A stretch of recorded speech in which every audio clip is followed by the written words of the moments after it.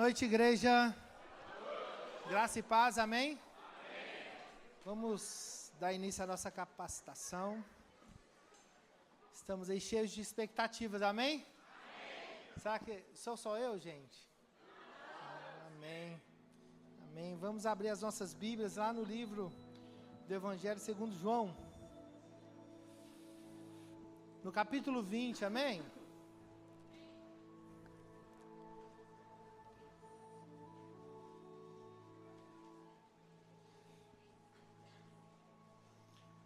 Nós vamos ler o verso 21, a parte B.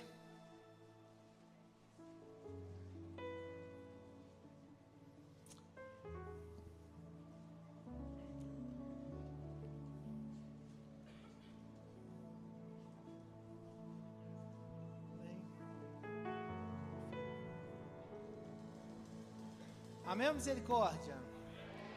A palavra do nosso Deus fala assim: assim como o Pai me enviou, eu também envio vocês. Amém? Amados, essa capacitação da igreja missional, ela vai nos desafiar, amém? Mais do que um programa ou um departamento, é uma identidade. Nós vamos ser desafiados a ser uma igreja que ocupa os espaços na sociedade, na cultura, na política, na educação, no trabalho, na nossa vida cotidiana, onde um médico, ele é um missionário naquele hospital. O estudante, e tem muitos aqui, amém? Ele é um missionário na sua escola, na sua universidade. Um pedreiro, ele é um missionário lá na construção, no seu meio. E todos nós somos missionários na nossa casa, na nossa família, entre os nossos amigos e também os nossos vizinhos. Somos desafiados a viver anunciando o Evangelho, a viver o Evangelho, as boas novas. Não tem nada mais lindo do que falar do amor de Cristo. Isso tem que ser a nossa identidade, tem que estar em nós. Nós temos que revelar o amor de Deus, nós temos que impactar vidas. Quando simplesmente nós amamos antes de sermos amados, onde nós servimos antes de sermos servidos. Amados, assim nós vamos impactar as pessoas. Que nunca nos falte uma toalha e pés para que nós possamos lavar. Nós somos uma igreja missional, e assim nós vamos apontar para o verdadeiro propósito e manifestarmos o reino de Cristo aonde nós estamos. Que venha o teu reino e que seja feita a sua vontade. Feche os teus olhos, vamos orar neste momento. Deus amado, nós estamos aqui nesta noite, Pai amado, para sermos enviados pelo Senhor, e aonde que nós passarmos, em todos os lugares, através da nossa vida, anunciarmos o Evangelho, o amor do nosso Deus. Deus, então, que nessa capacitação haja um despertar, que sejamos desafiados, que sejamos confrontados, Pai amado, mas que saiamos daqui, Pai amado, decididos, Pai amado, a ser uma igreja que seja luz, que seja sal e que venha anunciar o teu reino. Essa é a nossa oração, em nome de Jesus. Eu te convido, querido, a levantar as suas mãos nessa abertura e aplaudir ao Senhor e glorificar não ficar calado, exaltar aquele que vive e reina, aquele que vai voltar, aquele que te chamou, aquele que te ama.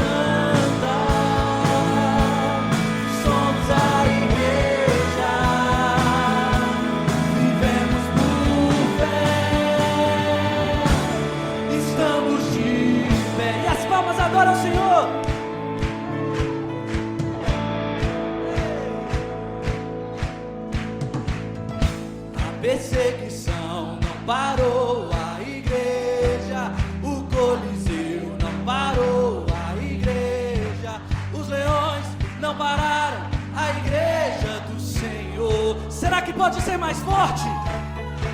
Ei. O inferno não pode prevalecer, vamos avançar, não vamos parar de crescer, ninguém pode parar a igreja do Senhor. A perseguição não parou a igreja, o Coliseu não parou a igreja, os leões não pararam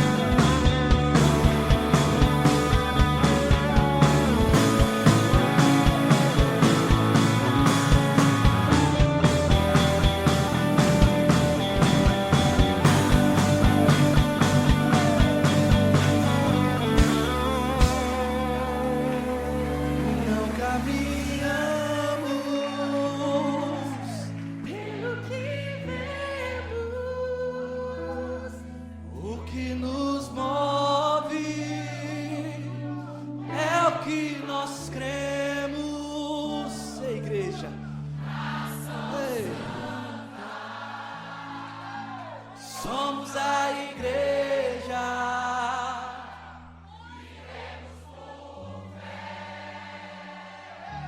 Estamos de pé. Aleluia! Nós somos o povo eleito, exclusivo, separado por Deus. E não há nada melhor do que declararmos esse amor. E que amor é esse que nos encontrou, nos resgatou, nos redimiu e nos encontrou. Esse é o amor de Jesus.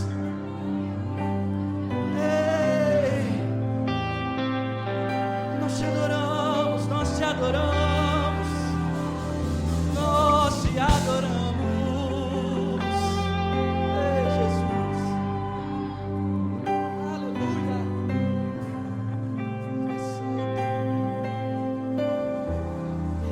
Cante comigo.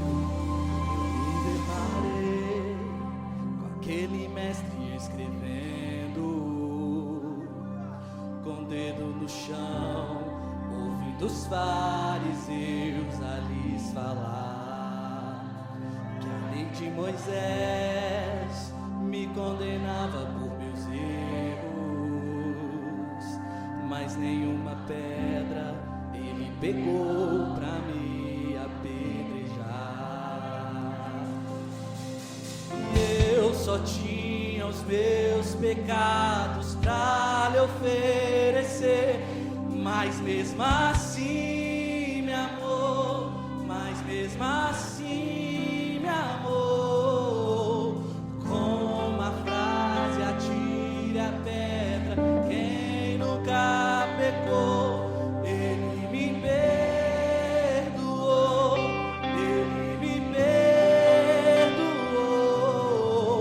Sua irresistível graça me alcançou. Quem é esse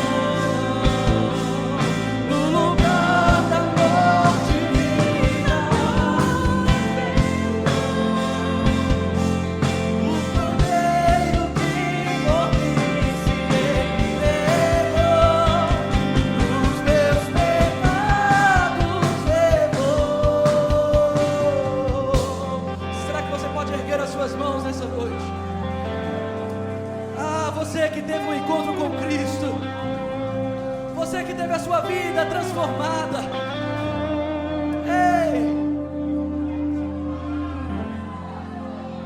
reconhece esse amor de Jesus pela sua vida, reconhece a primazia dele no seu coração. Ei, não troque a sua cruz, não troque o Senhor. É por Ele, é por causa dEle que nós estamos aqui nessa noite. Ei, Jesus, e nós vamos declarar: eu não te troco por nada, não há espaço. Ei, todo vazio que havia em mim, ei, a minha alma buscava, ei, a tua presença que faltava em mim, minha vida. Ei, Jesus, eu não te troco por nada, não há espaço pra mais nada. Todo vazio que havia em mim, hoje é sua morada. A minha alma buscava e nada me completava. A tua presença é o que faltava em mim, minha vida foi transformada. Eu não te troco por nada, não há espaço pra mais nada. Todo vazio que havia em mim, hoje é sua morada. E nada me completava. A tua presença é o que faltava em mim, minha vida foi transformada.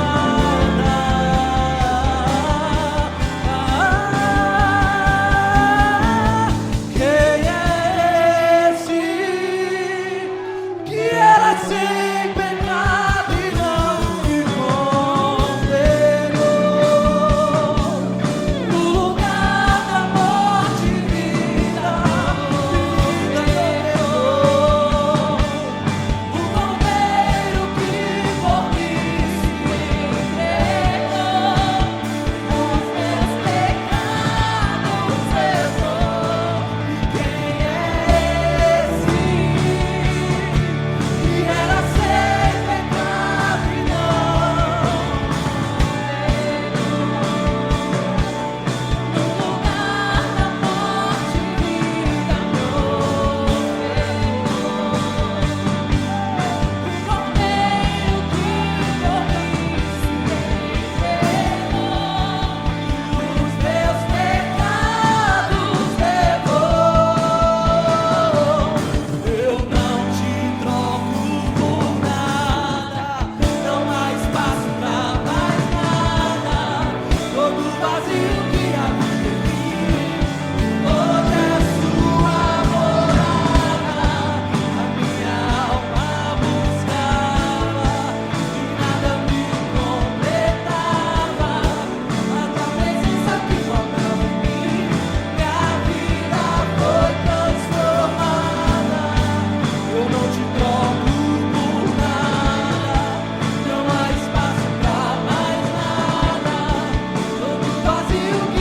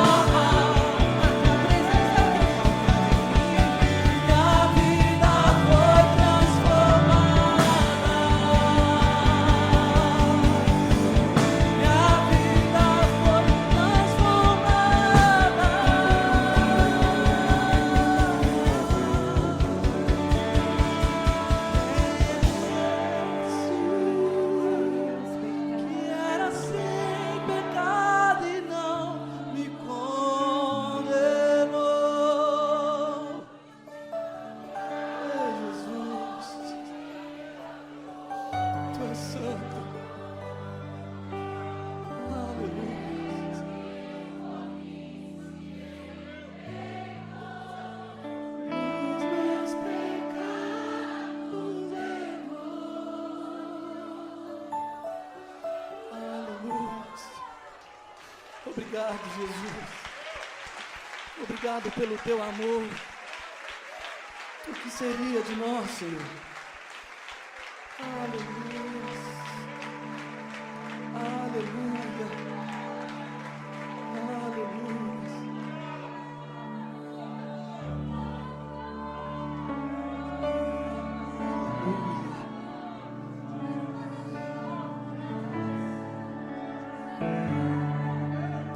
Quem é como tu,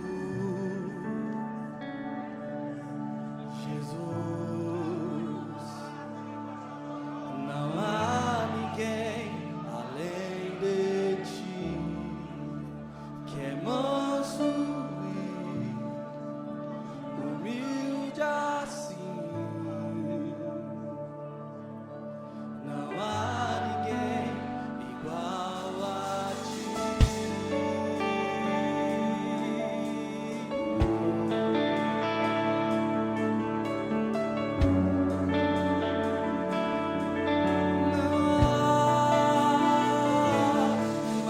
Maravilhoso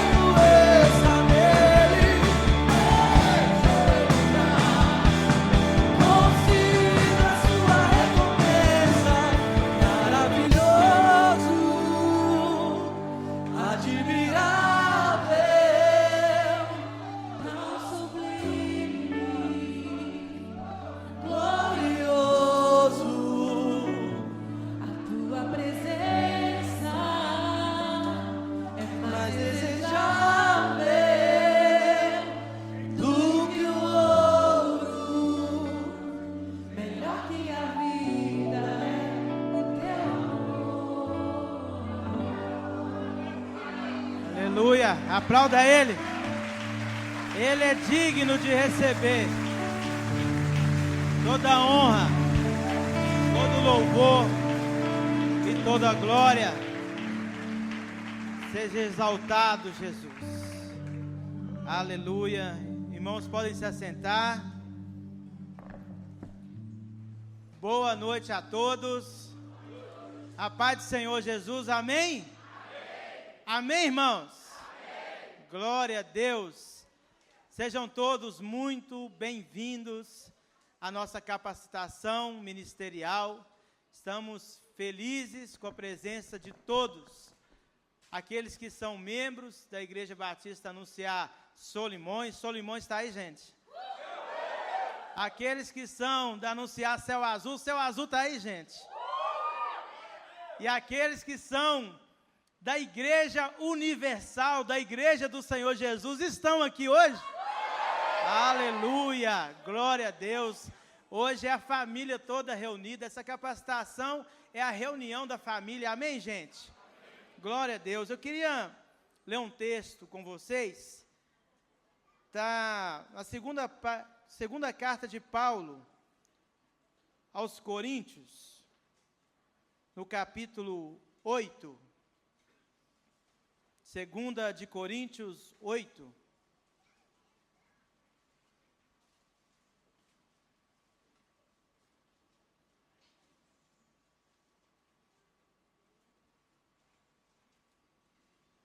Amém?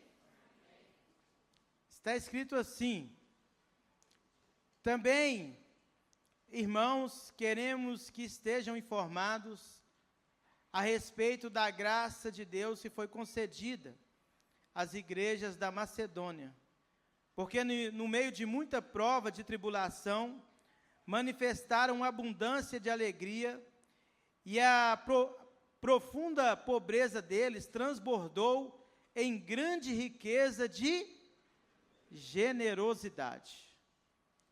Amém, irmãos?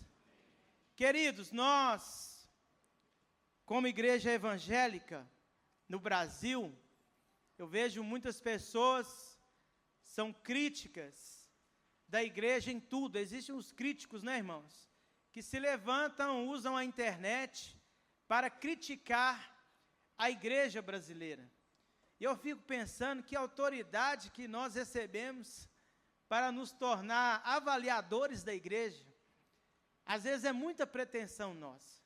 Mas a igreja brasileira, irmãos, por tudo que existe ainda que nós não concordamos, há coisas para se ajustarem, mas a igreja brasileira, ela é uma bênção. Tantas coisas que a igreja brasileira tem feito para o mundo e para o nosso próprio país também. Temos coisas para melhorar? Nós temos. Mas a igreja brasileira é uma bênção. Amém, gente?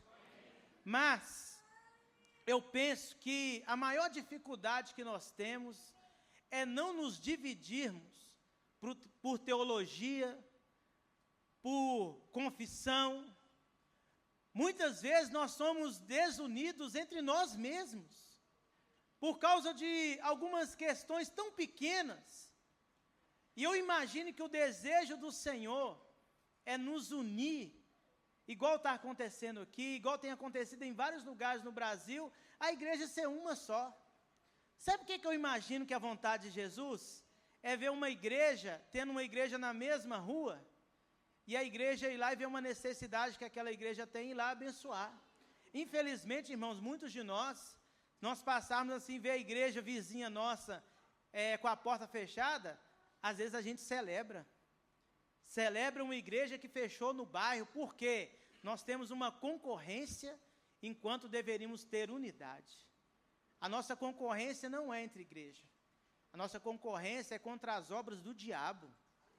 Então nós precisamos entender que o dia que nós estivermos juntos nesse mesmo propósito, nós iremos realizar uma grande obra para a glória de Deus.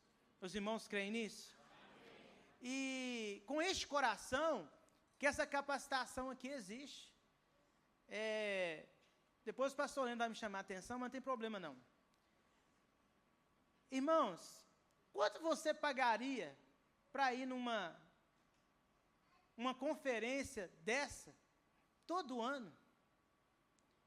E a igreja fazer gratuitamente, irmãos, não é porque está sobrando, porque a gente pode, não. É porque Deus colocou no coração do nosso pastor. Então nós fazemos por isso, porque se cobrar, né, talvez chegue um tempo que a gente não vai conseguir mais, mas vai privar muitas pessoas de vida. Pessoas estão vindo de outra cidade aqui, gente, gastando combustível, pessoas chegando de Uber, é um investimento. Então nós oramos para que Deus nos dê condições de sempre poder fazer. Mas nós precisamos também entender a importância de nós participarmos, não só daquilo que a nossa igreja está fazendo, mas daquilo que outras igrejas estão fazendo também. Deus tem que colocar um sentimento no nosso coração pela igreja brasileira como um todo. Amém?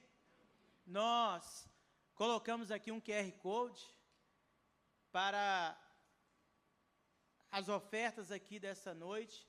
E a oferta dessa noite, nós temos um foco de direcionar para a plantação de igrejas. Aí, irmãos, eu vou ficar fazendo aqui um apelo, sabe?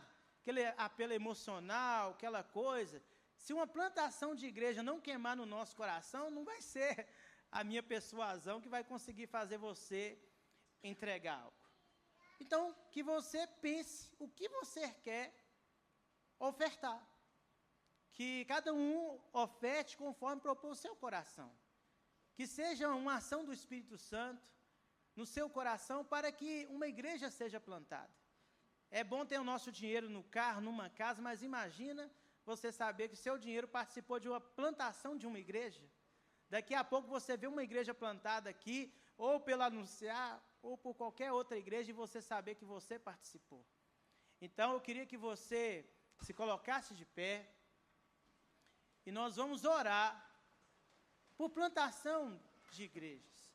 E nós vamos orar também para que todos nós que estamos aqui possamos ter o nosso coração entregue para isso, para que a igreja do Senhor avance. Pode ser que um dia nós vamos levantar uma oferta aqui para alguma igreja que está aqui, ou talvez nessa capacitação, não sei o que Deus vai falar com a gente. Então, irmãos, vamos colocar nosso coração em Deus e orar pela plantação de novas igrejas em lugares que precisam, amém? Senhor, nós queremos te agradecer, bendizer o teu nome, e queremos nessa noite orar, Deus, por plantadores de igreja. Clamamos o Senhor por condições financeiras, clamamos por condições de pessoas, clamamos por um lugar que o Senhor coloque nos nossos corações. Nós oramos, ó Deus, para o avanço da igreja do Senhor. Oramos para que todos aqueles que estão em processo de plantação, que o Senhor os abençoe, que o Senhor manifeste graça, que o Senhor manifeste poder sobre a vida deles, e que possamos, em nome de Jesus, Pai, sair daqui com essa convicção, que é melhor que se abra igrejas, do que se abra bocas de fumo, do que se abra desmanches, do que se abra bares, meu Pai. Nós iremos encher a nossa cidade de igrejas sérias, que amam o Senhor e que amam a Tua palavra, em nome de Jesus, amém, amém, graças a Deus. Os irmãos fiquem à vontade, ou para trazer aqui, ou fazer pelo QR Code, na sua cadeira aí também você pode fazer a sua oferta, amém? Daqui a pouco nós já iremos para a palavra, mas eu queria passar apenas aqui 2 recados para os irmãos. Irmãos, inscrições abertas para a nossa escola de pastores, Ministério Pastoral em termos práticos. Levanta a mão quem já formou na nossa escola, no nosso seminário. Nossa, muita gente, muita gente. Irmãos, nós temos poucas vagas. Eu não sei quantas que tem, mas são poucas. Então, nós precisamos investir em conhecimento. O tamanho do nosso investimento revela o quanto nós acreditamos no nosso chamado. Então, é uma oportunidade que todos aqui estão tendo de crescer. É um seminário que vai começar em fevereiro, no início de fevereiro, e termina em dezembro, irmãos. Passa muito rápido. Então, invista no seu ministério. Pastores que estão aqui, invista em um obreiro que está na sua igreja, para que ele possa fazer o seminário. Tem pastores aqui que todos os anos já mandaram obreiros aqui para serem capacitados e eles continuam mandando e a igreja deles tem crescido. Temos muitos daqui Solimões, mas você tem a oportunidade também de ser edificado por meio do nosso seminário. Amém? Pós-culto, visite, a nossa Anunciar Store e Food. Irmãos, tudo que nós fazemos, como eu disse, é para um propósito. Então, quando você sair aqui, você pode passar ali, fazer o seu lanche, pode ficar tranquilo, viu? As irmãs que estão aqui, fala para o marido comprar comida, não precisa ter que chegar em casa e fazer a marmita para ele, você já pode comprar e levar para colocar. Então, passe lá na nossa loja também, temos produtos lá dos rústicos, temos livros, então nós contamos com vocês também nessa cooperação, participando da nossa loja e também da nossa cantina. Amém? Amém, amém, gente? Amém. Vocês estão ansiosos para ouvir a palavra? Amém. Eu estou muito ansioso, mas eu queria que agora vocês prestassem bastante atenção e que este momento também possa falar ao seu coração. Amém? Em meio ao fluxo incessante da cidade, nem tudo encontra direção. O mundo está em constante movimento. Pessoas correm o tempo todo em direção aos próprios objetivos. Mas e a igreja? A igreja não é definida por paredes, nem sustentada por agendas. Ela existe para cumprir um envio. Somos chamados a viver o Evangelho onde estamos, como estamos e para quem Deus nos confiou. Não é sobre método, é sobre obediência. Não é sobre estrutura, é sobre missão. O Evangelho sempre avançou e continua avançando. Somos uma igreja em movimento, alinhada por uma visão, firmada em um chamado e comprometida com a missão de Jesus. E você, está apenas em movimento ou vivendo a missão? Total. E você tem alguém conversando do seu lado, você tem autoridade para tocar essa pessoa e pedir para que ela converse depois do culto, para que nós possamos ouvir a Deus. Amém, gente? Quando nós lemos a palavra de Deus, é Deus falando. Então, quando Deus fala, todos se calam. Então, que em nome de Jesus, vocês possam estar com seu coração preparado, e eu tenho certeza que vai ser uma bênção para a glória de Deus. Amém? Amém. Pastor, fica à vontade.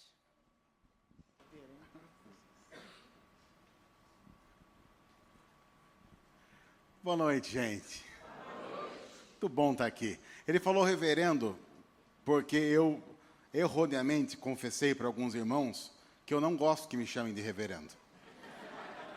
E depois que eu falei isso para alguns irmãos aqui da igreja, eles não me chamam mais de outra coisa.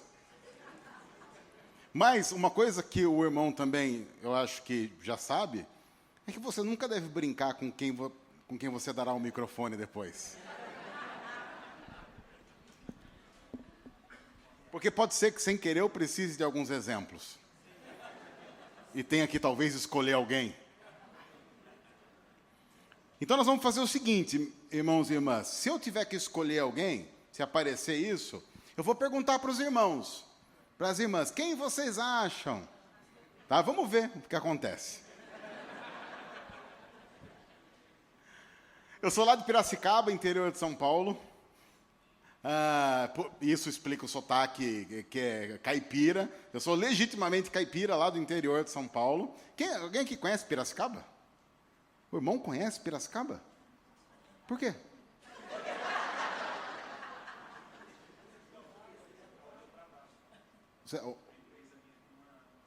É mesmo? A empresa só tem uma sede em Piracicaba. Que empresa você trabalha? É ArcelorMittal, muito bem, uma empresa grande lá, fica lá na Vila Resende, em Piracicaba. Quando você for visitar lá, passa tomar um café. Avisa meia hora antes para a gente dar tempo de passar um café. Piracicaba é uma cidade boa. Eu sou pastor. O ano passado, lá em casa, foi um ano de comemoração. Porque o ano passado nós comemoramos 25 anos de casados, eu e Dona Débora. Somos casados há 25 anos. Tirando os 5 de namoro. Opa, muito obrigado, meu irmão. Mais 5 de namoro, ou seja, 30 anos que nós estamos juntos. Ou seja, eu comecei a namorar, eu tinha 10 anos. Então foi muito cedo. Nós temos 2 filhas, a Luísa tem 18 anos. Orem por mim, começou a namorar. E menina crente começou a namorar, ela já veio falar, pastor, sabe, pai, a gente está pensando. Eu falei, pronto, já até sei. Falei, quando, filha? Daqui uns 2 anos, mais ou menos. Falei, mas já. A minha filha Luísa, ela, desde pequenininha, ela falava que ela queria casar cedo, porque ela queria ter um monte de filho. Pelo jeito, vou em breve. E sou também pai da Júlia, de 13 anos, que, se assim Deus permitir, a caçulinha, namorará em 10. Caçulinha tem 10. Então é isso, eu sou pastor da Igreja Presbiteriana Ajuntamento, uma igreja que eu plantei e pastoreio até hoje. No próximo mês de maio eu vou completar 19 anos pastoreando essa igreja lá em Piracicaba. Então eu já quero deixar um convite. Se você for para Piracicaba, você está obrigado a me comunicar para pelo menos a gente tomar um café junto. Se eu souber que você foi para Piracicaba e não avisou e nós não tomamos um café junto, o irmão pagará o preço. Prazer estar aqui com vocês. Eu quero dizer que ver uma igreja reunida, numa segunda-feira à noite, querendo ouvir a palavra de Deus, é algo que para nós pastores é muito emocionante. Porque é claro que nós vivemos em nosso país uma crise de apego à palavra. As pessoas se apegam a muita coisa. E você sabe disso, nós somos tentados a nos apegar em tanta coisa, e o brasileiro tem muito disso. Se você é brasileiro, e se você nunca foi crente, eu nasci dentro da igreja, eu tenho esse privilégio. Mas eu lembro dos meus amigos, que na escola eles conversavam sobre algumas coisas que eles acreditavam porque eram ensinados, e eu pensava, meu Deus, mas isso não faz nenhum sentido. E até hoje eu vejo alguém falando assim, sabe por que eu sou nervosa? Pisciana. O quê? Sou de peixes. E eu educadamente não faço a pergunta, mas por dentro eu penso, e daí? O que isso tem a ver? Mas você notou, o povo é tão desesperado para se apegar em alguma coisa que explique o que ele está sentindo no coração, e só tem explicação em Cristo, que ele vai se apegando a qualquer coisa. E no Brasil nós temos isso muito forte. A televisão vem disso, a internet vem disso. E aí nós estamos aqui numa segunda-feira, querendo ouvir da palavra de Deus. É realmente um privilégio que Deus nos dá, e nós queremos louvar a Deus por isso. Louvado seja o nome do Senhor. E eu quero já dizer desde o começo, não vai dar tempo de eu falar o que eu quero falar. E por que eu estou falando isso? Já me convido para o ano que vem. Brincadeira. Posso fazer isso. Nós estamos começando 2026, e se você é uma pessoa normal, você já fez algumas resoluções para 2026. Quero ouvir, o que você decidiu, que em 2026 você vai fazer? Diz aí. Casamento? O irmão vai casar? Ou você está falando de alguém? Você mesmo? Qual o seu nome? Pedro? Vocês estão namorando há quanto tempo? Como é que? 2 anos já? Não, tá na hora mesmo. Vai ser quando o casamento, Pedro? Olha, bom. Não é uma resposta que nós gostaríamos de ouvir. Vai depender de quem? Vai depender do pastor, porque é ele que vai pedir. Não tem sentido. Vamos casar, gente. Não é assim. Lá em Piracicaba funciona assim, Pedro, uma dica. O casal comunica o pastor quando quer casar e pergunta se ele faz a cerimônia. Não é assim aqui em Minas?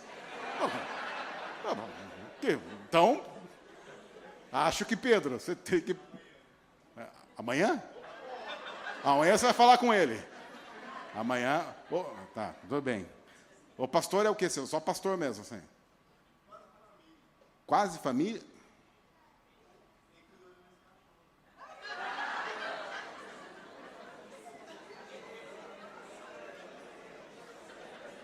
Pedro, estavas indo tão bem, Pedro.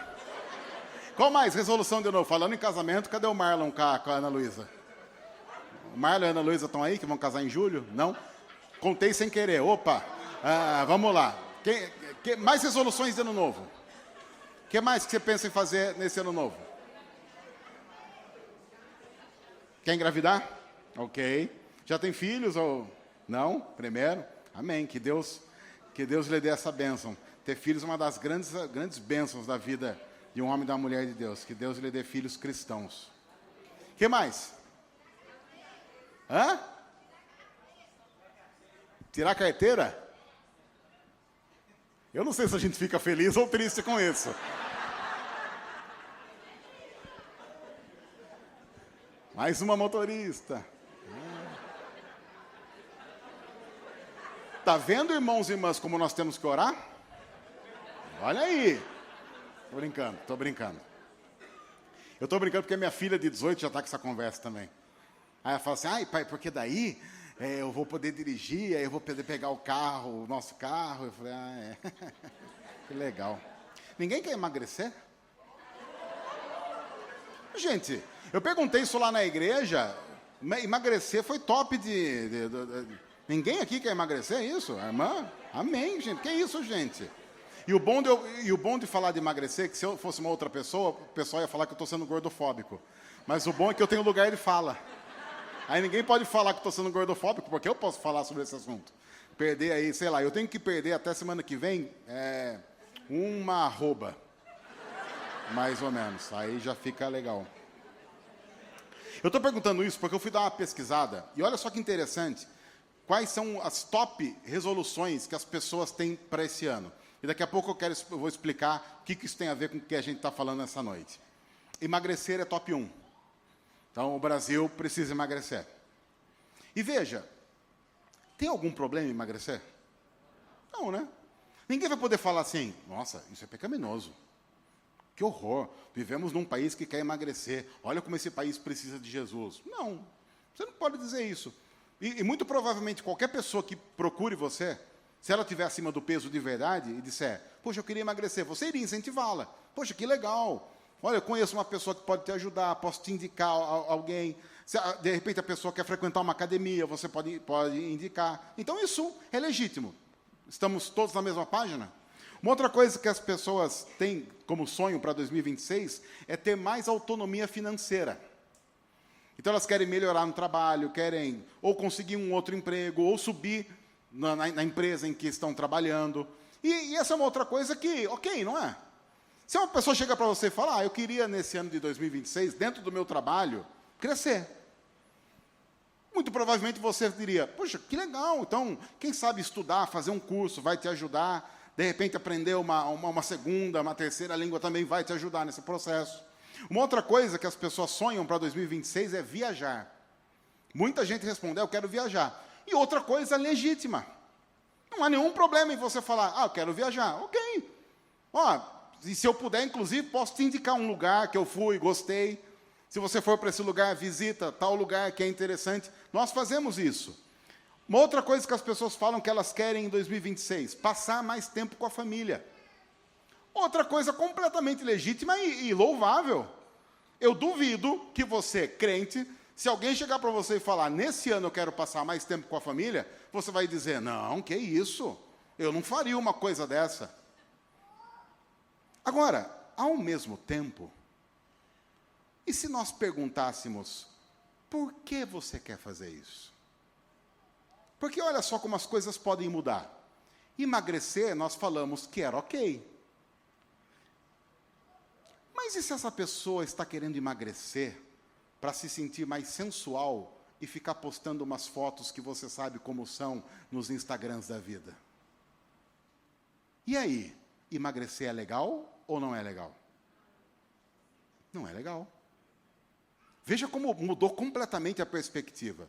Até agora, para nós, emagrecer estava tranquilo. E talvez você até oraria para Deus ajudar essa pessoa. Mas quando você descobrisse o porquê de verdade essa pessoa quer emagrecer, você iria dizer assim, Senhor, engorda ela. Dá a ela uns 20 quilos esse ano. Porque a motivação do coração dela é uma motivação completamente enganosa e pecaminosa. Ela também pode querer ter mais autonomia financeira.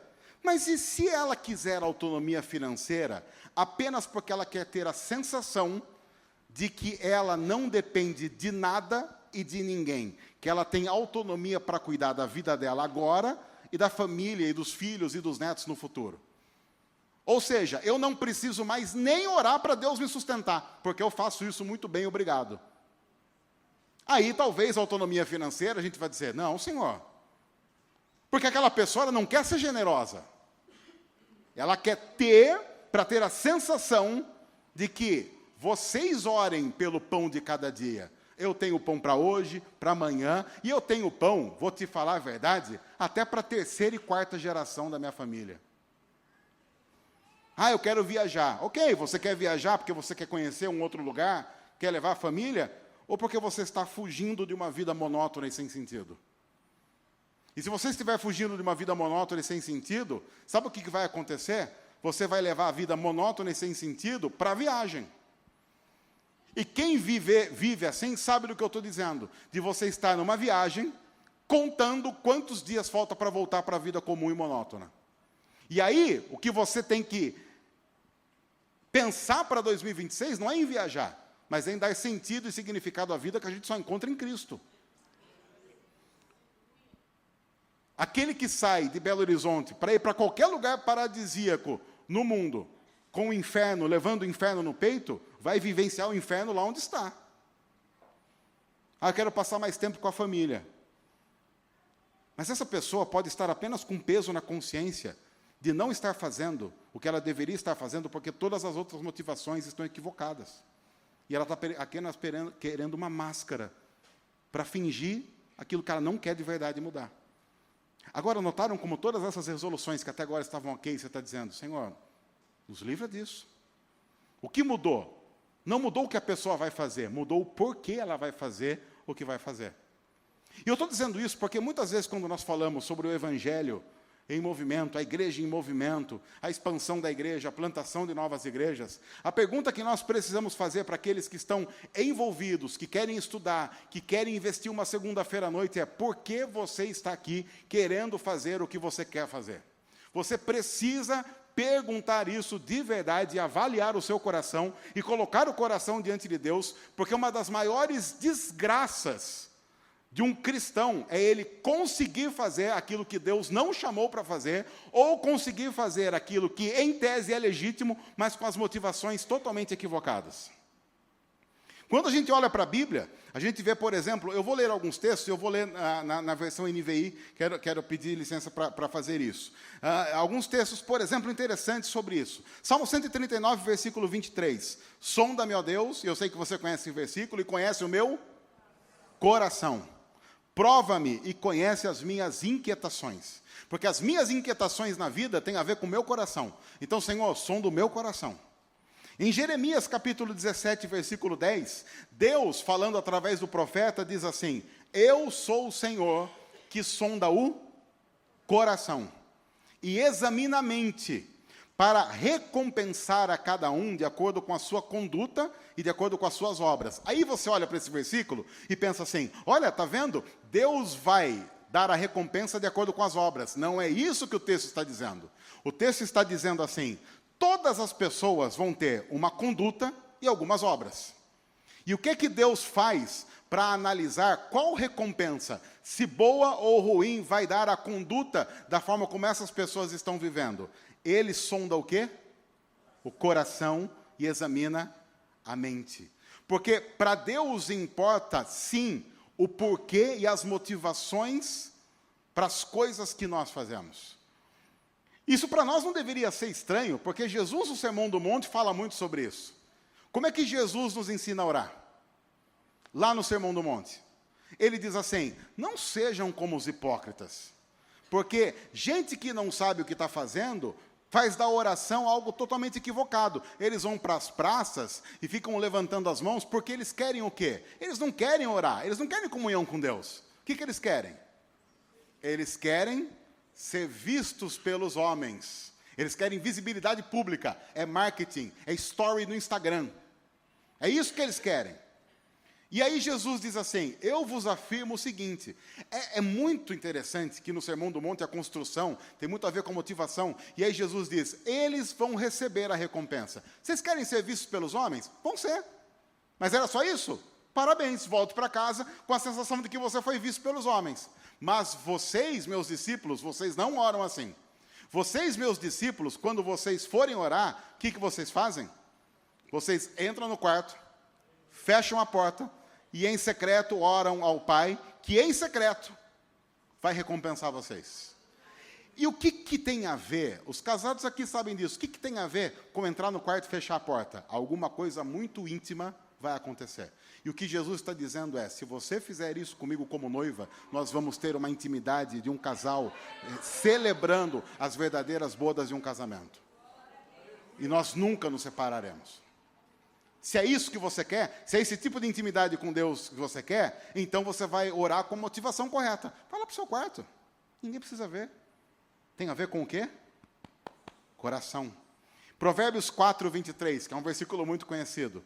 Sobre tudo o que se deve guardar, guarda o teu coração, porque dele procedem as fontes da vida. Sobre todas as coisas que você deve guardar, guarde o seu coração, porque dele procedem as fontes de vida. Uma vez, falaram para Jesus, Jesus, seus discípulos são meio porcos, né? Que eles não lavam a mão do jeito que tem que lavar para comer. Porque o judeu ele tinha uma regra cerimonial de como lavar as mãos. Porque ele achava que se ele não lavasse as mãos corretamente antes de comer, a mão impura pegaria o alimento, tornaria o alimento impuro, e você colocando aquele alimento impuro na sua boca, tornaria todo o seu corpo impuro. Só que Jesus provavelmente não seguia muito essa cerimônia, porque ele não era hipócrita, louco e insano. Então ele dava lavadinha na mão ali, beleza, aquela lavadinha na mão pré-pandemia. Lembram? Que uma das coisas mais importantes da pandemia é que ela nos ensinou a lavar as mãos. Lembram disso? Eu lembro que começou a pandemia, davam aqueles cursos de lavar a mão na televisão, eu pensei, meu Deus, eu tenho 42 anos e nunca lavei as mãos. Primeira vez, tá, lavava, tem que lavar embaixo das unhas. Falei, olha, primeira vez lavei, me senti limpinho. Enfim, só que Jesus falou, lava a mão normal, joga uma aguinha aqui, vamos comer, vamos embora. Os discípulos olharam e falaram, mas se Jesus não lava do jeito que o pessoal fala que tem que lavar, vamos comer também. Ah, mas se os discípulos não lavam a mão, Jesus? Aí Jesus diz o que ele diz em Marcos 7, versículo 21, a partir do versículo 21. Pois do interior do coração, do interior da onde? Do coração dos homens, vêm os maus pensamentos. De onde é que vem o mau pensamento? Não vem do nada, vem do coração. O mau pensamento é um sintoma. O problema é que geralmente a gente trata o sintoma. Você tem que tratar a causa. Qual é a causa? Coração ruim. Do interior do coração dos homens vêm os maus pensamentos, as imoralidades sexuais, os roubos, homicídios e adultérios. Cobiça, maldade, engano, devassidão, inveja, calúnia, arrogância e insensatez. Tudo isso vem onde? De onde? Do coração. Todos esses males vêm de dentro e tornam, esse sim, o homem impuro.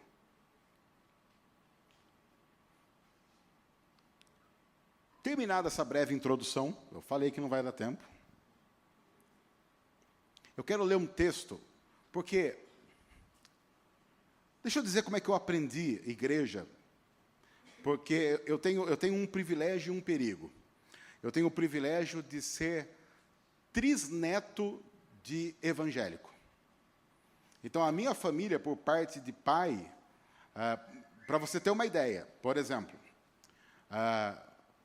o primeiro pastor brasileiro que foi ordenado era um cara chamado José Manuel da Conceição, que foi ordenado. Ele era praticamente um padre católico e aí alguns discordam disso, mas enfim, ele se torna um pastor.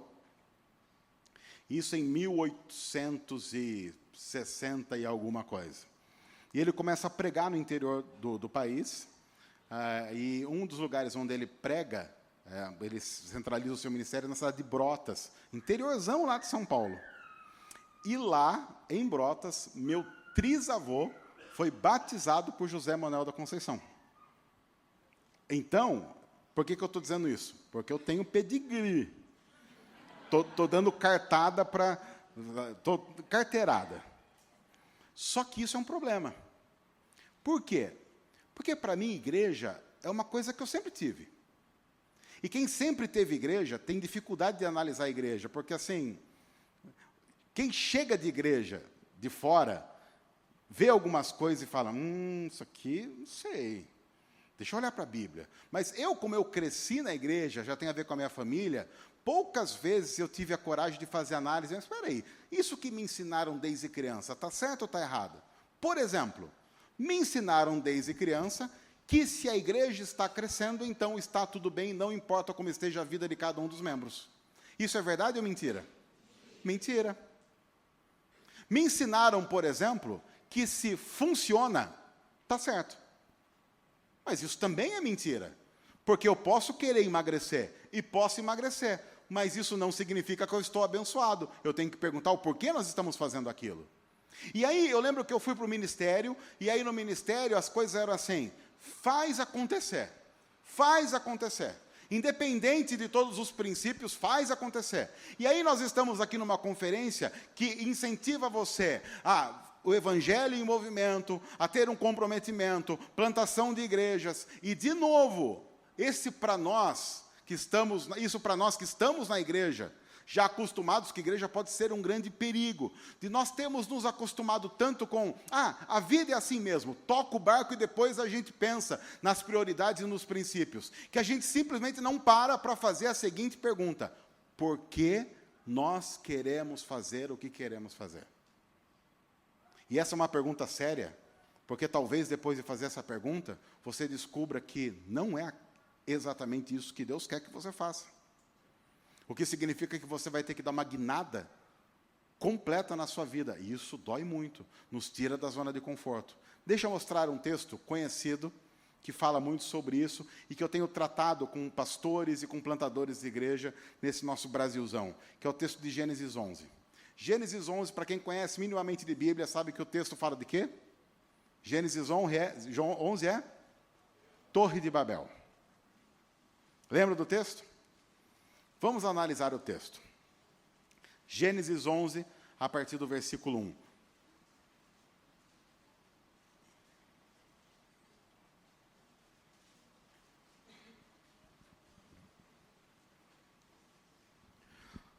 A partir do versículo 1, Gênesis 11 diz assim, no mundo todo havia apenas uma língua e um só modo de falar. E é por isso que eu cresci, inclusive, e eu fui ensinado de que, para que existe Gênesis 11? Gênesis 11, para mim, era um texto que estava escrito apenas para explicar porque no Brasil se fala português e no Japão se fala japonês. Então, basicamente, era isso. Então, o Gênesis 11 está lá como um texto para explicar por que tem tanta língua diferente nesse mundo. Mas essa é uma leitura equivocada do que o texto quer mostrar. Porque, de novo, a confusão de línguas é sintoma. Você tem que olhar e pensar, peraí, do que o texto de verdade está dizendo? E o próprio texto vai dizer isso. Então, no mundo todo havia apenas uma língua, um só modo de falar. Saindo os homens do Oriente, encontraram uma planície em Sinear e ali se fixaram. E aí eu quero parar, e agora pensa como crente. Você é crente, pensa como crente. O que não tem aqui que devia ter aqui? No versículo 2. Os homens saíram do Oriente, alguns homens, não importa quantos e não importa exatamente quem, mas alguns homens se juntaram e falaram assim, vamos sair daqui, vamos para algum outro lugar e fazer alguma coisa? O que não tem aqui que devia ter? Pensa como crente. Óbvio. Mas espera aí, Deus não falou nada? Não tem direção de Deus aqui. Inclusive, Deus nem foi citado. E, de repente, nós estamos diante de algo muito grande que vai ser feito, algo grandioso, mas espera aí, cadê Deus nessa história? Não tem Deus. Porque esses homens não estão interessados em Deus. O interesse deles é outro, e o texto vai mostrar isso. Então, eles disseram uns aos outros, vamos fazer tijolos e queimá-los bem. Usavam tijolos em lugar de pedras, e piche em vez de argamassa. O texto está dizendo isso para demonstrar que esses homens tinham know-how, capacidade técnica e científica. Eles não eram um Zé Ninguém. Eles encontraram uma planície, ou seja, eles tinham um bom lugar. Se fosse pensar em plantação de igreja, aqui esse projeto de plantação de igreja está espetacular. Porque eu lembro de em vários congressos de plantação de igreja que as pessoas falam assim: o que é que você tem que ter para plantar uma igreja? Primeiro você tem que ter um bom lugar. Olha para Gênesis 11. A planície é boa ou não é? Boa? Opa! Gente capacitada. Tem gente capacitada aqui? Tem. Bom material, bons recursos. Tem também? Tem. Opa, peraí. Mas você sabe onde essa história vai terminar. Você sabe no que isso vai desembocar. E se a única coisa que nós precisamos para fazer as coisas no reino de Deus é know-how, expertise, material, recursos, de repente a gente pode até plantar uma igreja e dar um nome nela de Igreja Batista Babel. Depois disseram: vamos construir uma cidade com uma torre que alcance os céus. E aqui, lógico, eles não são bobos. Eles não querem chegar no céu. A ideia é que a torre seria um local de adoração. Isso é muito comum no Oriente Próximo nessa época. Então eles faziam uma cidade, faziam uma torre e colocavam os deuses ali. Que era como se os deuses estivessem ali, controlados por eles, cuidando da cidade. É uma forma assim de nós vamos ter os nossos deuses, feitos à nossa imagem e semelhança, do jeito que a gente quer, cuidando de nós e acessíveis a qualquer momento. Assim, o nosso nome, e agora vem o quê? A motivação. E eles disseram, assim, o nosso nome será o quê?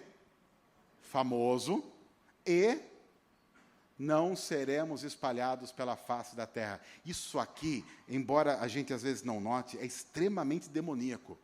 Porque a cultura aqui é uma cultura nômade agrária. E numa cultura nômade agrária, o que você mais tem é insegurança. Porque numa cultura nômade agrária, você precisa de proteção e de que as coisas deem certo sempre. Quem planta sabe disso. Não é só você chegar e plantar. Tem que chover o certo no tempo certo. Porque se você planta uma determinada cultura e não chove o adequado àquela determinada cultura, você perde tudo que você plantou. E aí, aqui, qual era a única coisa que o ser humano tinha como esperança de que chovesse o certo no tempo certo? Deus. Eu tenho que orar para Deus. Mas aí eu construo uma cidade, coloco Deus lá no meio, eu domino Deus, faço o meu nome famoso e não sou espalhado mais. Não sendo espalhado mais, sabe o que acontece? Acontece a delícia de nós nos protegermos, nós nos guardarmos e não dependemos mais desse Deus guardando a nossa vida. E aí, de novo, de longe, quase que você ouve a voz de uma serpente dizendo: sereis deuses, sereis deuses. Olha que delícia! Isso tem muito a ver com a tentação lá de Gênesis 3. Qual é a grande tentação de Gênesis 3? Por que Eva caiu? Eva caiu não porque o fruto era interessante, porque fruto ela tinha de monte. Qual foi a grande tentação? No dia em que vocês comerem, os seus olhos se abrirão, e vocês, assim como Deus, serão conhecedores do bem e do mal. Vocês serão como Deus. E qual é a grande vantagem de ser como Deus? Diz aí. Agora não pensa como crente. Agora pensa como um pagão. Qual é a melhor coisa de você ser igual a Deus? Eu não preciso de Deus. Eu sou Deus. Eu não preciso de um Deus querendo mandar na minha vida. Eu não preciso de um Deus me dando ordem. Eu não preciso obedecer uma Bíblia retrógrada. Eu sou Deus. Eu mando. Eu faço. Eu decido. Eu escolho, são as minhas motivações, é o meu desejo, é o meu nome famoso. Eu vou ficar aí adorando esse Deus que quer ser adorado? Eu não vou fazer isso, eu vou construir a minha Babel. Agora, irmãos e irmãs, sejamos sinceros, muitas das nossas construções humanas no decorrer da vida, inclusive muitas vezes em que nós somos crentes, tem a ver mais com Babel do que com Deus. E é por isso que a Bíblia diz, olhe para o seu coração. Vai plantar a igreja? Por que você quer plantar a igreja? Porque você pode plantar a igreja porque você quer ver a sua igreja crescer. Esse não é um bom motivo. Se você quer plantar a igreja porque você quer ver a sua igreja crescer, não vá plantar a igreja. Se você quer plantar a igreja porque você está desgostoso com a igreja nesse momento, não vá plantar a igreja. Plante igreja se você quer ver gente sendo batizada para a glória de Jesus. Plante igreja com a motivação correta. Jesus disse, ide por todo mundo e pregai o evangelho a toda criatura. Quem crer e for batizado será salvo. A igreja cresce a partir de uma ordem, de uma obediência, não de um desconforto que nós temos. O que acontece é que a gente começa a notar e olhar para isso e dizer, Deus, tem misericórdia de nós, porque muitas vezes nós fazemos o que fazemos, muitas vezes nós damos o nome de evangelho em movimento os nossos passos, para justamente maquiar as motivações reais do nosso coração. Senhor, descobre as motivações reais do nosso coração, mostra-nos isso de maneira clara e nos converte ao Senhor. Esse tem que ser o nosso desejo. E aí eu não quero ser espalhado pela face da terra, porque eu não quero depender de Deus. Depender de Deus, está louco? Imagina, ter que orar, ter que ler a Bíblia. Aí Deus resolve falar não para algumas coisas. Você fica confortável? Vamos ser sinceros. Agora vamos responder como crente, você não pode mentir. Você fica confortável com os nãos de Deus? Também não. Fico nem um pouco confortável.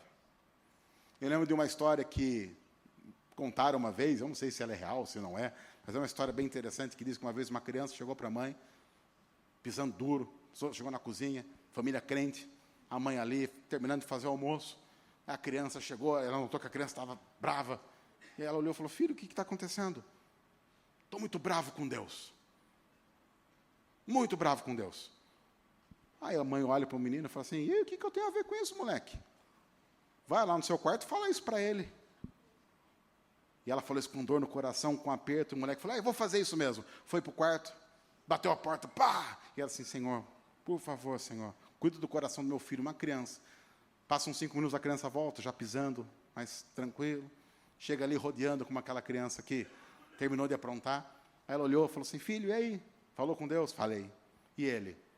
Ele mostrou que estava certo. Fim da história. Mas você já ficou como essa criança, não ficou? Eu me lembro de algumas vezes em que eu dizia, Senhor, está muito ruim. Eu preciso que o Senhor mude isso. E não mudou. Não mudou. Eu me lembro de orar por pessoas. Eu dizia, Senhor, não leva. Senhor, eu sei que a morte é lucro. Mas, Senhor, um diácono da nossa igreja, outubro, 42 anos, casado, pai de um filhinho lindo de 9, um AVC, que simplesmente aconteceu num sábado de manhã, e o levou 20 dias depois. Dos grandes homens que a nossa igreja, a gente orou muito, orou muito, orou muito. E o Senhor levou. O Senhor simplesmente disse, não. Mas tem tanta coisa acontecendo por causa disso que a gente está glorificando a Deus. O Senhor mais uma vez está mostrando, eu estava certo. Talvez o seu desconforto seja justamente pelo fato de que Deus está mandando você plantar a igreja. Isso não estava nos seus planos. Se você quer saber um pouco mais sobre isso, eu convido você a convidar a Débora, minha esposa, para falar sobre isso. A Débora, minha esposa, é filha de pastor. E como boa filha de pastor, meu sogro é pastor batista. Eu sou presbiteriano. Sim, eu sei todas as piadas de batistas contra presbiterianos. Todas. Ouvi durante os 5 anos de namoro e 25 anos de casamento. Aí a minha esposa, filha de pastor, aquela coisa de mudança constante.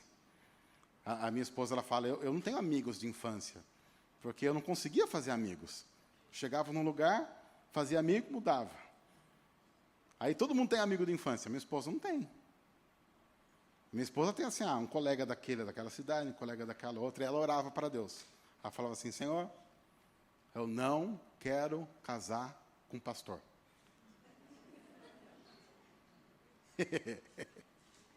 Aí casou. Aí eu lembro que quando a gente estava namorando, a gente sentou, a gente estava orando, conversando, ela falou assim, olha, eu só vou pedir uma coisa então para você. Você só me promete uma coisa. Eu falei, o que, amor? Você não vai plantar igreja, né? Eu acho, inclusive, que eu prometi. E eu lembro que quando Deus me chamou para plantar a igreja, Deus colocou no meu coração, eu falei, Senhor, eu vou. Só que o Senhor sabe que o trabalho duro não é aqui nesse coração, não. O trabalho duro é no coração lá da tua filha, que está lá em casa. Quando Deus tocou o coração dela, eu entendi. Vamos plantar a igreja. Nós tínhamos 7 anos de casado e nós não tínhamos filho ainda. Nossa filha nasceu no ano que a gente começou a plantar a igreja. E quando você não tem filho, você é casado há 7 anos, você tem um negócio que chama reserva financeira. Aí eu fui plantar a igreja. Literalmente a nossa reserva financeira virou arroz e feijão. Literalmente. Eu lembro de uma vez estar sentado e a nossa reserva foi acabando. Aí chegou um dia que zerou. Zerou mesmo. Só que eu não tinha contado para minha esposa que estava zerando. Que eu pensei, não, a gente tinha tentado uma parceria com uma organização americana e eles estavam demorando para dar resposta, demorando para dar resposta. E a conta baixando. Aí eu lembro que eu sentei na frente do computador naquela noite, abri o extrato, está zerado. E aí eu disse, eu vou ter que chamar minha esposa. Aí eu lembro que uma janelinha pulou assim, você tem um e-mail. E eu lembro que eu abri o e-mail, era da Fundação Grão de Mostarda dos Estados Unidos, dizendo que iria enviar para a nossa igreja, para o sustento pastoral, naquele ano, final de 2007, $30 mil. Isso garantia o meu sustento, na época, para 3 anos de projeto de plantação. Aconteceu exatamente quando a conta zerou. E quando a minha esposa chegou e me viu chorando, eu falei, eu não sei o que eu conto. Eu não sei se eu conto que zerou ou que não zerou. A gente não queria fazer isso, não estava nos nossos planos. E quero dizer, inclusive, meus irmãos e minhas irmãs, que por causa disso, muitas vezes a nossa motivação para plantar a igreja estava equivocada, e nós tivemos que mudar isso. Até o momento que nós dissemos, Senhor, nós queremos que o teu nome seja famoso. Nós não queremos plantar Babel, nós queremos a igreja de Jesus. É essa que nós queremos. E aí o Senhor desceu para ver a cidade e a torre que os homens estavam construindo. A construção do texto aqui é interessante, porque a ideia é como se Deus se fez assim de desinformado. A ideia do texto é como se Deus estivesse olhando e falasse assim, pessoal, o que é aquilo ali? E aí os anjos e os arcanjos falaram assim, estão construindo aí um negócio. O que é isso? E disse o Senhor, eles são um só povo e falam uma só língua, e começaram a construir isso. Já imaginou você fazer algo para Deus, e Deus olhar e falar assim, isso é lixo, isso é nada. Senhor, mas em teu nome nós expulsamos demônios, em teu nome nós profetizamos, em teu nome nós curamos. Eu não conheço vocês. Esse é quase o término do Sermão do Monte. É um quase término do Sermão do Monte terrível. E aí logo Jesus conta, e o encerramento do Sermão do Monte é fantástico, porque você pensa, então não adianta fazer nada. Ele diz, construa a casa, mas construa sobre a rocha, porque quem constrói confiando nas suas próprias motivações, ora errado, prega errado, faz errado, constrói sobre a areia, o rio enche, os ventos batem, a chuva cai, aquela casa é destruída. Mas aquele que constrói sobre a rocha, construiu na motivação correta. Não há nada que vai derrubar aquilo, porque ela está firmada em Deus. Então vamos descer e confundir a língua que falam, para que não entendam mais uns aos outros. Assim o Senhor os dispersou dali por toda a terra, e pararam de construir a cidade, que foi chamada de Babel. Na verdade, esse texto é interessante, porque ele explica o coração humano danoso, com motivações equivocadas, e o nome é Babel. E Babel, na verdade, significa Babilônia. É a ideia de, você entende por que Babilônia é ruim? Babilônia é ruim porque ela luta contra o Senhor, porque a motivação de Babilônia, na essência, tem a ver uma luta contra Deus. Então não tem a ver com confundir a língua. Confundir a língua é uma forma apenas de dispersar esse pessoal. E olha, por isso, dali o Senhor os espalhou por toda a terra. Mas para terminar, Deus nunca deixa a história terminar em desgraça. Nunca. a história, e é por isso que nós não desanimamos como nós cantamos. É por isso que nós somos abatidos, mas desespero não. Porque a gente sabe que um dia os céus serão rasgados e nós veremos Jesus. Nós sabemos como termina essa história. E olha o que a Bíblia diz em Gênesis 12. Gênesis 12, que é uma história conhecida, que é o chamado de Abraão. Como começa Gênesis 12, versículo 1? Opa! Me parece que começou um pouco diferente de Gênesis 11. Qual é a primeira expressão que você tem como um contraponto a Gênesis 11? O Senhor disse. Opa, peraí. Temos agora um direcionamento aqui. Agora, peraí. Então vamos parar para ver essa história, porque essa história começou boa para nós, para gente, para crente. Então disse o Senhor a Abraão: saia da sua terra, do meio dos seus parentes e da casa do seu pai, e vá para a terra que eu lhe mostrarei. Aí você pensa, então não foi mais legal. Porque gostei que Deus falou, mas eu não gostei do que ele falou. Quer ver só? Imagine que você chega na sua casa hoje, coloca lá o seu pijama, só que você deita no seu quarto parece uma luz. A gente brinca lá na igreja assim, dizendo que se você, crente, estiver orando no seu quarto, aparecer uma luz, se você puder correr, corra muito rápido. Só para dar um pouco de emoção, Deus vai pegar você do mesmo jeito. Mas saiba de uma coisa, a sua vida fez assim, ó. Esqueça tudo que você era e prepare-se para... Às vezes eu vejo pessoas falando, vamos nos preparar para algo novo. Eu penso, Senhor, tem misericórdia. Senhor, eles não sabem o que falam. Calma, algo novo o quê?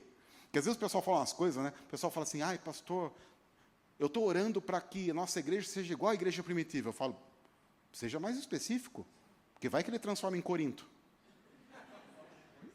Porque a igreja primitiva não é porque era a igreja primitiva que era boa. A igreja de Corinto é uma desgraça. Transforma a gente numa Filadélfia aí que já tá mais legal. Transforma numa Laodiceia. Aí não dá. Agora imagine que Deus fale assim no seu quarto. Então, sabe tudo que você conhece como vida? Vai embora. Sai de Belo Horizonte. Sai do meio da sua terra, de todos os seus amigos, da sua igreja, de toda a sua história, de toda a sua cultura, e vai para onde? Para onde que Deus mandou Abraão ir? Não falou. Não falou. Como assim? Olha que vida louca é essa que o Evangelho em Movimento propõe para a gente. Você quer Evangelho em Movimento? Pode ser que você seja colocado num lugar da sua vida que você simplesmente não faz ideia do que vai acontecer amanhã. Da sua vida sendo completamente transformada. Eu não estou dizendo que é ruim. Eu estou dizendo que se você gosta de zona de conforto, o cristianismo é a pior opção para você. A pior.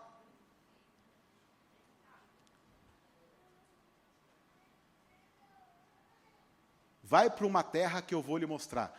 Mas daqui a pouco a gente vai falar sobre isso. Eu farei, e olha que interessante, o chamado de Abraão, que é o chamado da igreja, lembre-se, nós somos essa descendência. Eu farei de você um grande povo, e eu abençoarei você. E olha agora o que Deus fala para Abraão. Uma promessa. O que Deus falou que ia fazer para Abraão? Que está aí em Gênesis 12? Eu tornarei o seu nome conhecido, famoso. O que os caras de Babel falaram? Nós vamos fazer o nosso nome famoso. O problema não é o nome famoso, o problema é quem faz isso. Você pode ter o seu nome famoso, desde que Deus faça isso.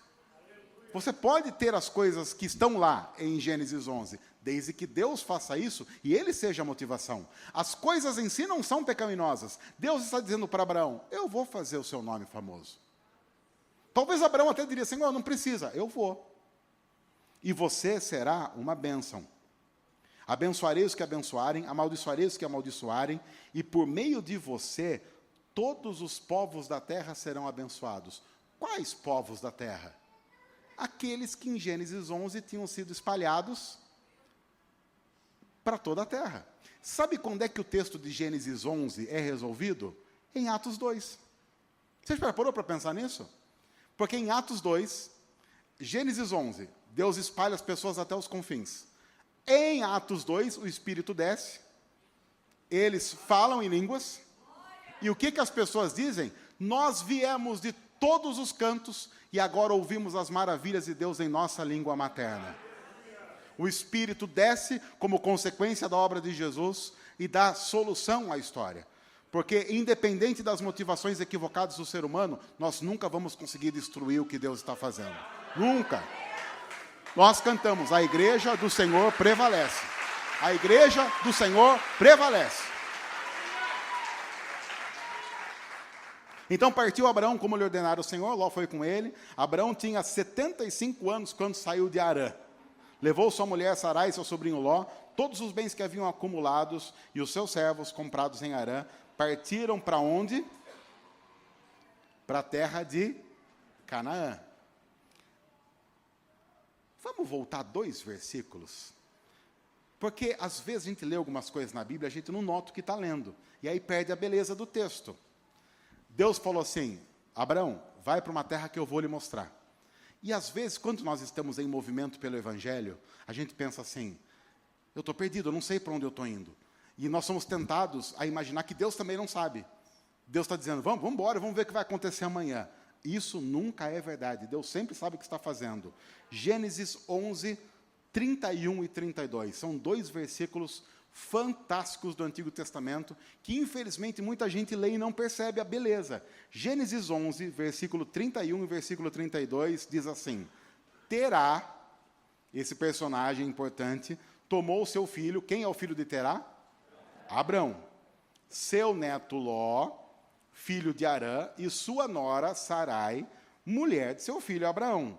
E juntos partiram de Ur dos Caldeus, para onde?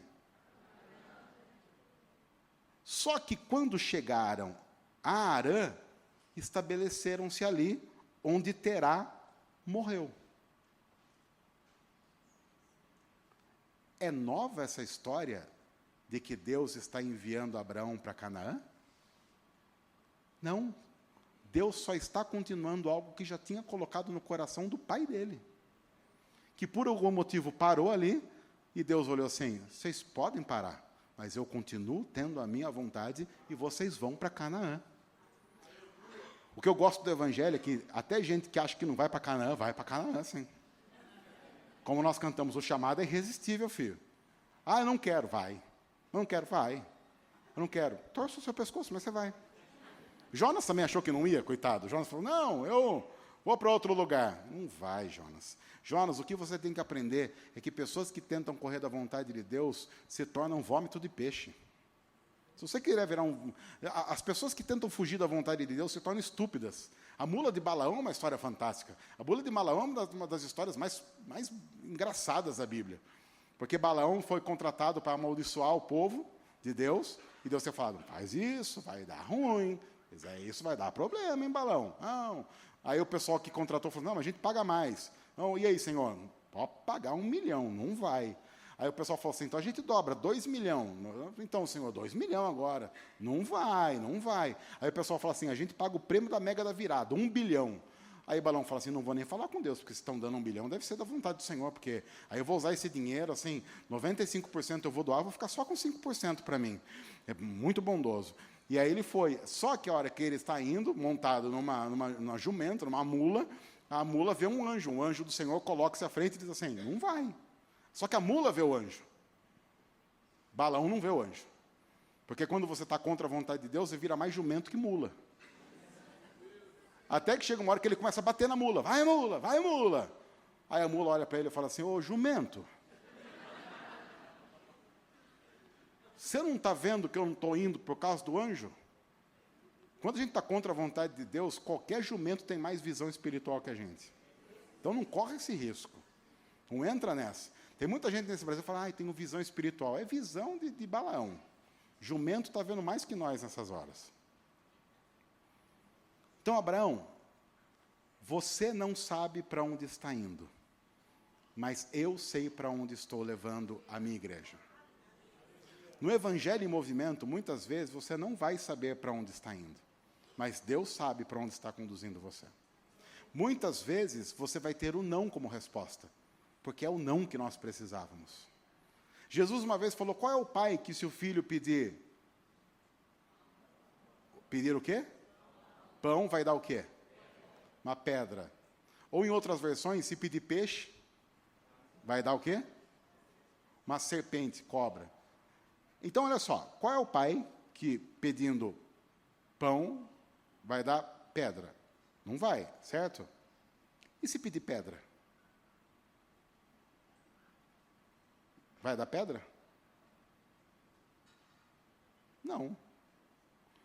Se o filho pede pão, Deus não vai dar pedra. Mas se o filho pede pedra, Deus não vai dar pedra. Porque o que está em jogo ali não é a satisfação da vontade do filho, é a necessidade. Ele precisa de pão, não precisa de pedra. É por isso que eu dou pão, por isso que eu não dou pedra. Não tem a ver com o fato de fazer troca. Tem a ver com o fato que eu dou o que você precisa. E o que às vezes você precisa é não. Então louve a Deus pelos nãos. Agradeça a Deus pelos nãos. Provavelmente os grandes nãos de Deus foram os maiores sims que salvaram a nossa vida e que têm salvado a nossa vida. Porque um dia Deus disse não para o seu filho para nos salvar. Pai, se possível, passa de mim esse cálice. Não. E Jesus morreu em nosso lugar e nós fomos salvos. Ele ressuscitou para a nossa justificação.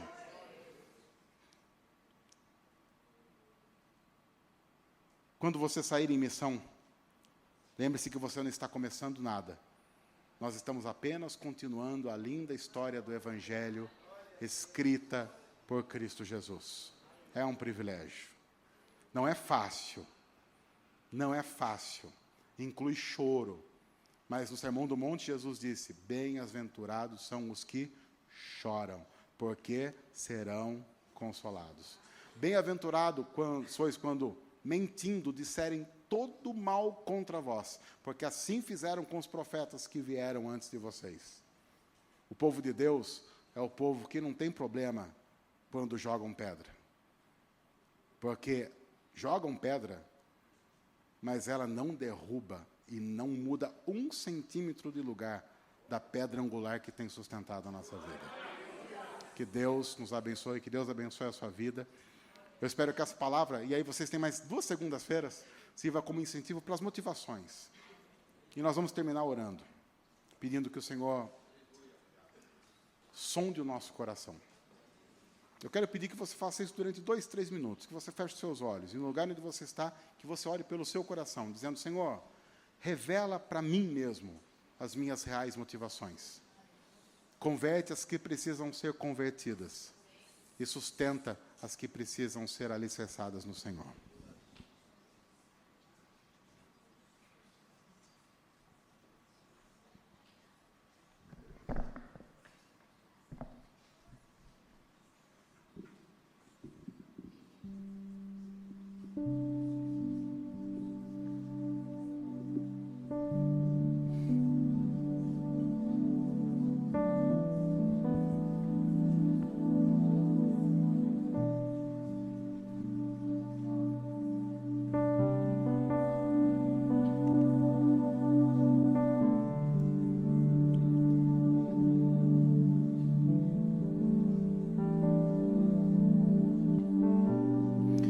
Senhor, nós queremos pedir que, ao revelar as motivações do nosso coração, que no momento em que Teu Espírito revela isso, que toda vergonha seja transformada em cura, que todo arrependimento traga transformação para a glória do Evangelho, e que o nome do Senhor seja glorificado. Senhor, eu peço isso para cada um de nós, cada irmão, cada irmã. Eu peço isso para a igreja do Senhor, aqui em nosso país e no mundo todo. Senhor, molda o nosso coração. Dá-nos um coração que é comandado e definido por Cristo Jesus. Ajuda-nos nesse processo. Que o Senhor nos lembre que, a despeito de toda dor e de toda lágrima, nós caminhamos para o glorioso dia em que não haverá dor, não haverá lágrima, e nós estaremos com o Cordeiro de Deus que tira o pecado no mundo. No nome de quem nós oramos. Amém e amém. Deus o abençoe.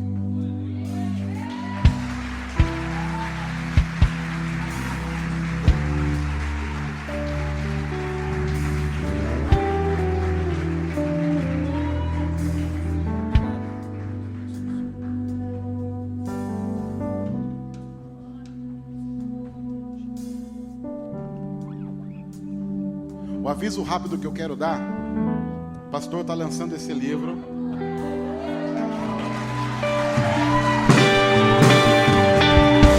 E faça como eu.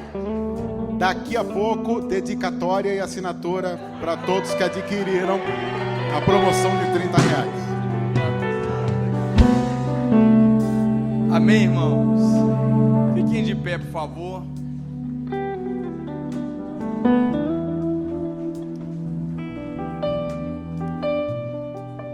Seu coração foi tratado. As suas motivações, elas foram tratadas. Um dia, alguém, com aquelas perguntas para nos desafiar, falou assim: pastor, o que eu preciso fazer para ir para o inferno? Eu respondi: seguir o seu coração. Siga o seu coração, este coração. Com essa pergunta tão maldosa, tão insensível, você só precisa continuar seguindo o seu coração. E às vezes nós queremos ser tratados enquanto líderes em relação a como fazer uma coisa ou outra, mas a gente não pensa na motivação de fazer uma coisa ou outra. Nós estamos muito acomodados dentro da igreja, enquanto líderes e pastores, fazendo a coisa certa. Mas não é só fazer a coisa certa, é fazer a coisa certa com a motivação certa. E às vezes, enquanto com a motivação errada, uma das coisas que nós fazemos é matar Deus dentro do nosso coração, não permitir que Ele nos dê ordens.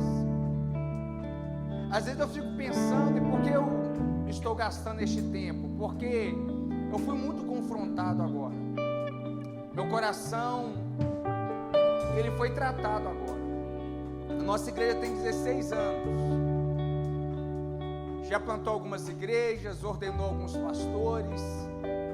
Tivemos a necessidade de multiplicar cultos aqui, porque apenas um culto não consegue acomodar todos os membros. Mas será que eu estaria disposto a começar tudo de novo? Será que eu estou acomodado em relação à igreja ter crescido?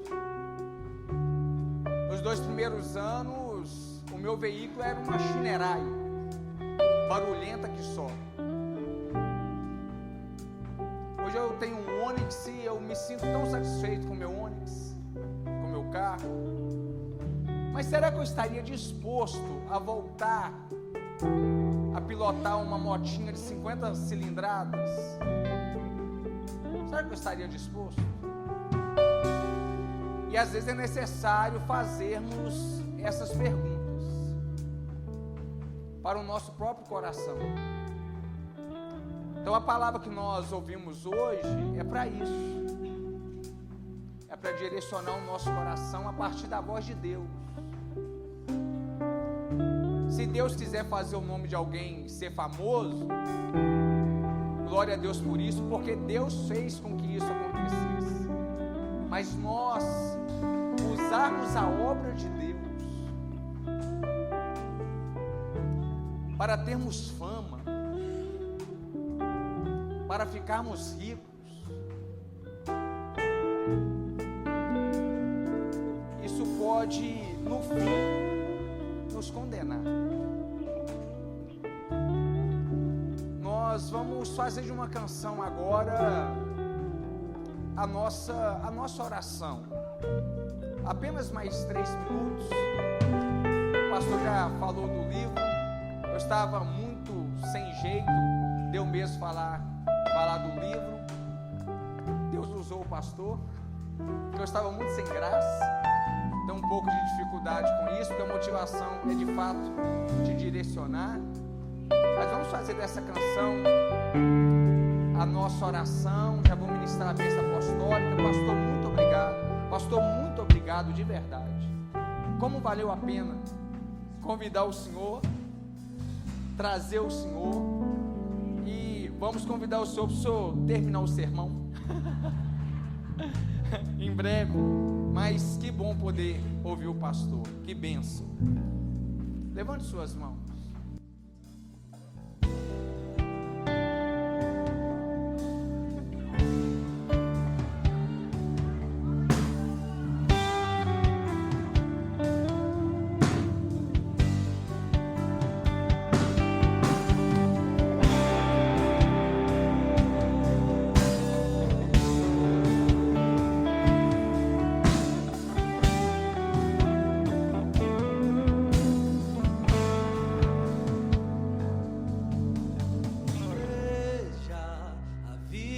Está tão perto,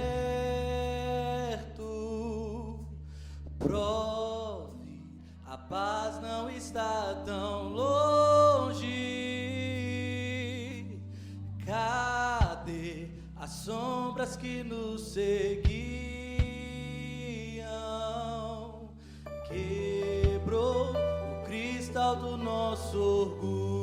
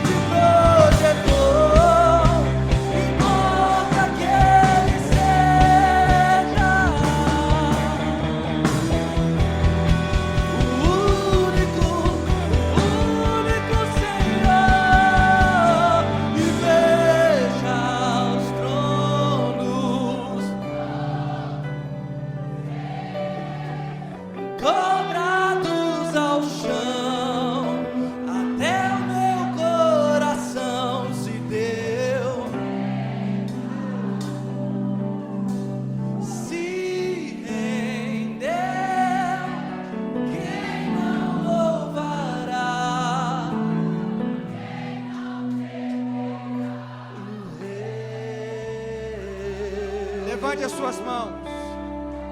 Que a graça do nosso Senhor e Salvador Jesus Cristo, que o amor do nosso poderoso e soberano Deus, que as doces comunhões do Espírito Santo estejam sobre sua vida, sobre sua casa, sua família, sua saúde, ministério, não só hoje, mas para todos sempre. Vão em paz e que Cristo Jesus os abençoe.